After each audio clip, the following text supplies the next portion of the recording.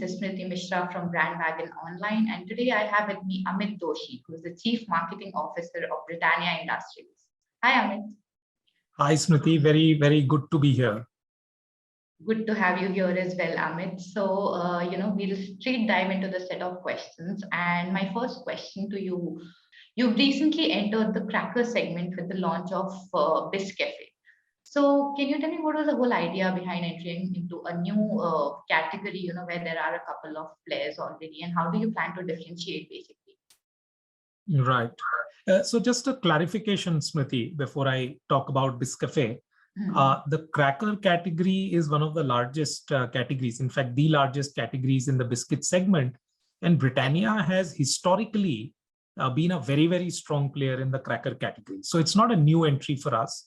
And if you look at iconic brands such as 50/50 and Time Pass, Britannia has always been at the forefront of the crackers category. Yeah. What we've entered, the entry which we've launched right now is Britannia Biscafe. And it's actually a first of its kind innovation in the Indian market. It's a coffee cracker, which is meant to be a perfect accompaniment for coffee lovers to go along with coffee. Now, and the insight and the idea is very simple. If you look at the landscape of biscuits, it's traditionally seen as an accompaniment with chai, with tea. It's seen, people dunk it in tea, people have it with tea. It's just tea is ubiquitous in India, and so are biscuits. But what we also noticed was that over the last few years, coffee drinking and coffee culture has really grown in India.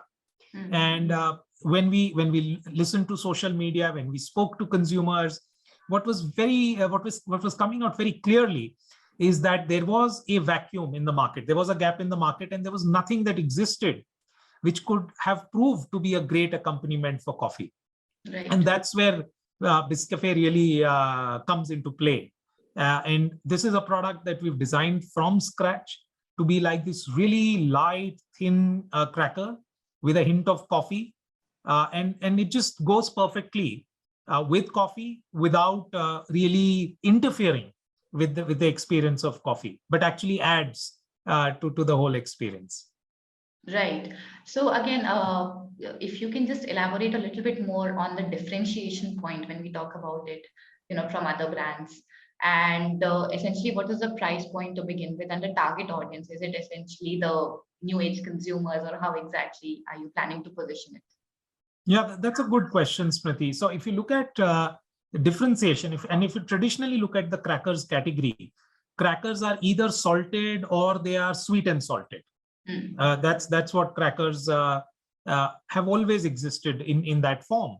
Now, what Biscafe does is it's different in 2 or 3 ways. Right. First of all, it's really about how the whole cracker goes very well with a cup of coffee. So it's not about the individual elements. But if you do have to go into the individual elements, first of all, it's super thin. If you look at a Biscafe, if you try it out, it's unlike anything that you would have seen in the Indian snack market. Secondly, it's one of the first snacks that you would experience, which comes with a flavor or a hint of coffee.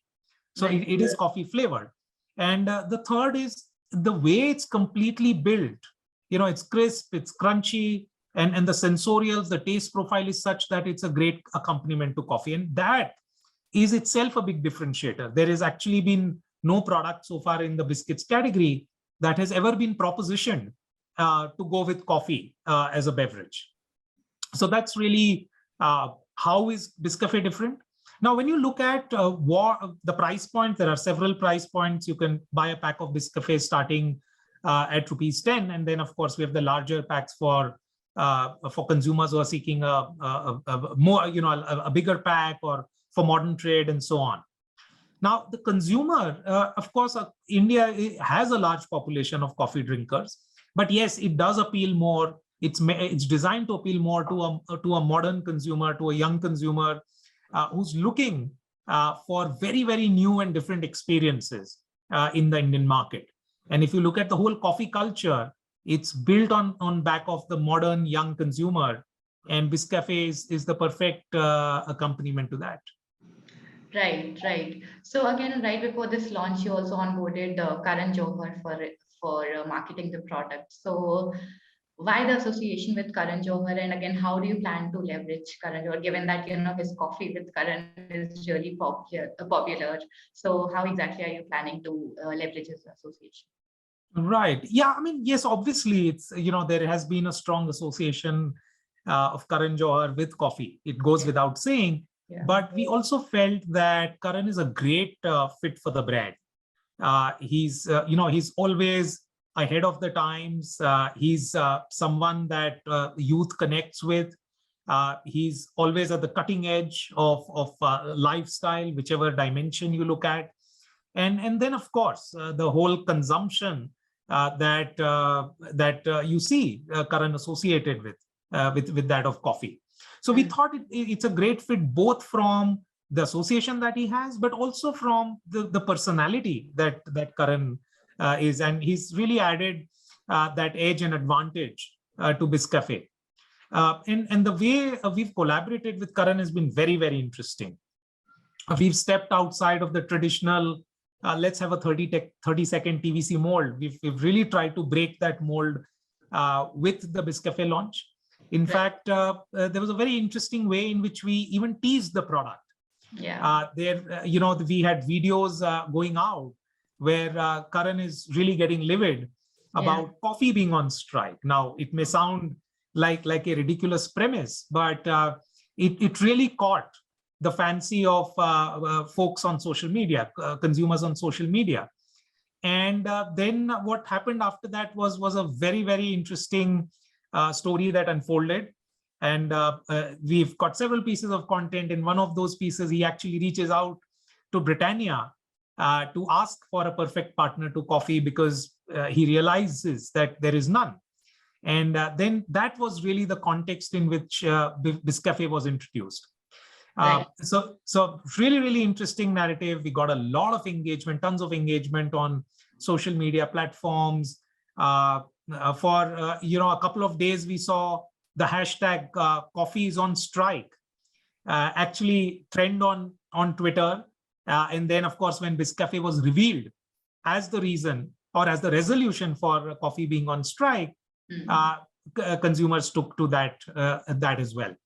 And that's really a new form of marketing model that we're trying to test and experiment, which is rooted in social media, which is rooted in social media influencers.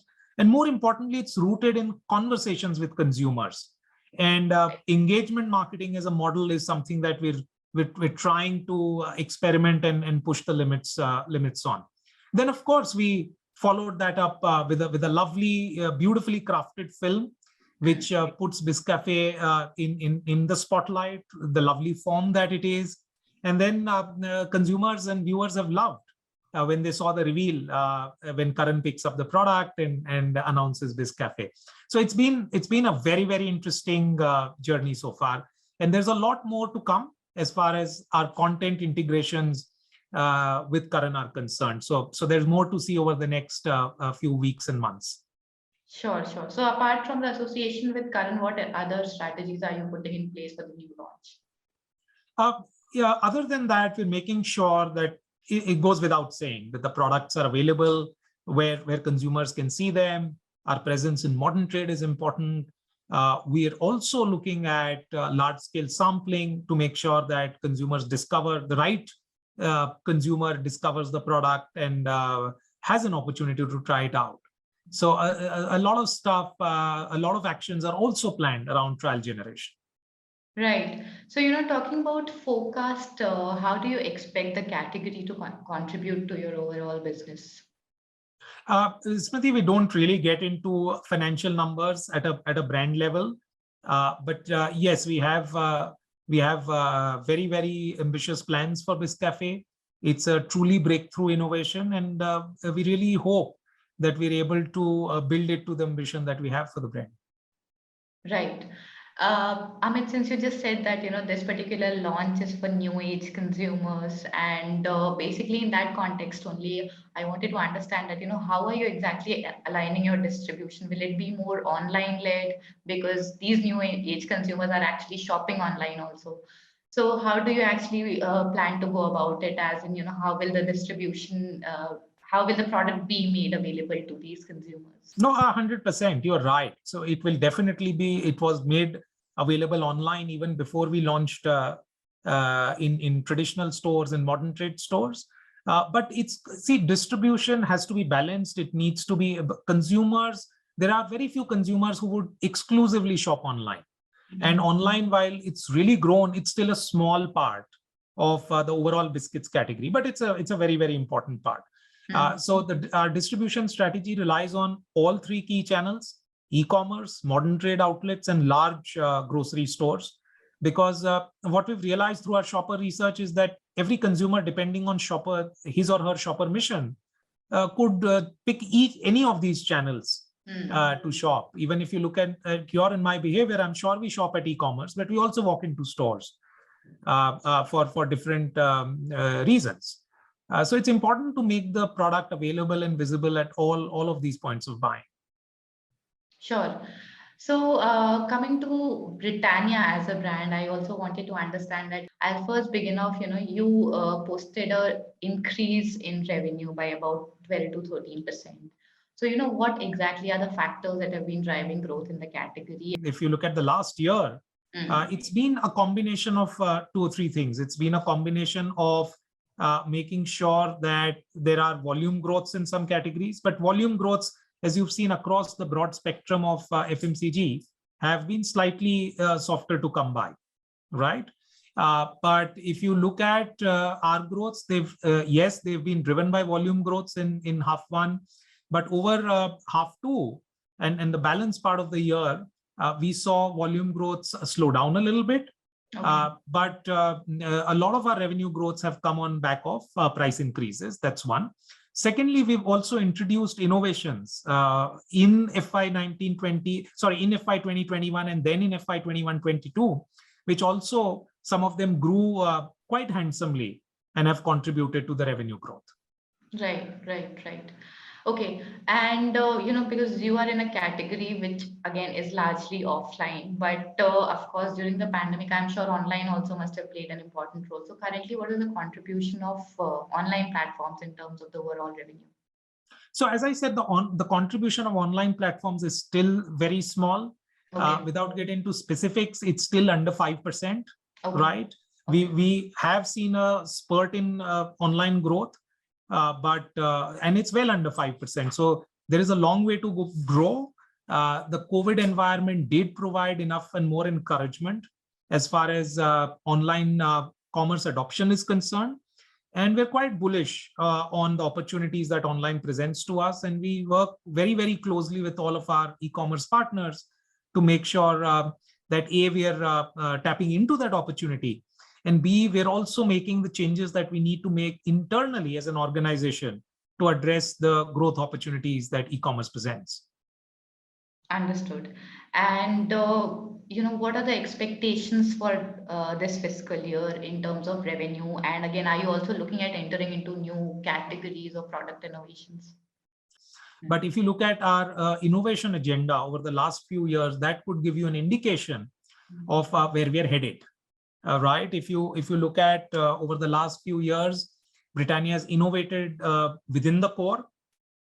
If you look at some of our innovations, you look at Milk Bikis, for example. It was a regional brand, and with a very, very fresh proposition, which is Doodh Roti Ki Shakti, we made it national. Right. Over the last few months, we've launched multiple innovations. We've launched Biscafe that we spoke about in detail. We've launched a regional brand called Golmaal in the eastern part of the country. We've launched Potazos last year, which is a thin biscuit which delivers savory experiences. Right. We've recently launched Good Day Harmony, which is a premium cookie product and is doing quite well. In Tamil Nadu, again, we've launched a regional product called Marigold Jeera, which was co-created with consumers. So there's been tons of action as far as new product development and launches are concerned. Right. And if you look at even our adjacent categories, there has been an amazing amount of development. If you look at the drinks category, the milk drinks category, we made a very, very impressive mark in the thick milkshakes category, where Winking Cow has turned into a 100 crore brand. And that's something that we're very, very proud of.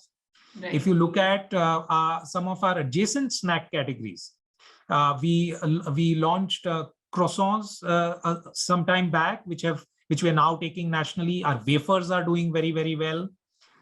We've also launched bag snacks under Time Pass. Right. Now, all of this innovation is true to our vision to become a total global foods company. We will continue to develop and bring new and premium experiences in biscuits, but we're equally focused, if not more, on developing our adjacent businesses. Right. Amit, one more thing I wanted to understand is that, essentially during the pandemic, we saw most of the brands decreasing their advertising spend, and so was the case for Britannia. So for FY23, have you increased your marketing spends, and if yes, to what extent? And again, which are the platforms are you looking at? Is it essentially digital? Is it television? Since you're a mass brand, so which are the mediums that you'll be looking at this year? So we don't share internal data as far as advertising expenditure is concerned.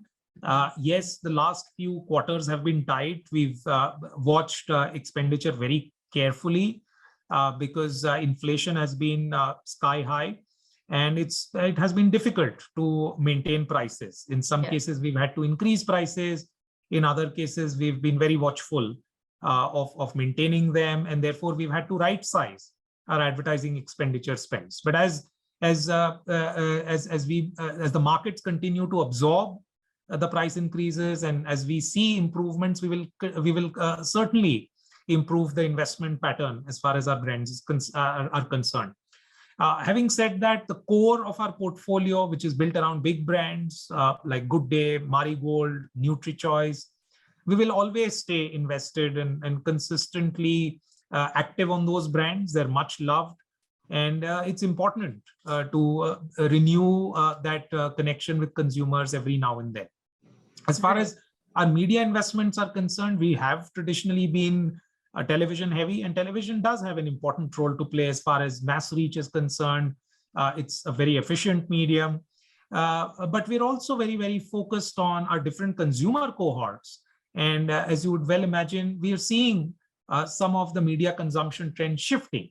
And we're making sure that as far as investment in new media, digital media, e-commerce media is concerned, we're not just in with the curve, we're ahead of the curve, both in terms of investments and the capabilities that we need to build inside the company to address the diversity of media that presents itself.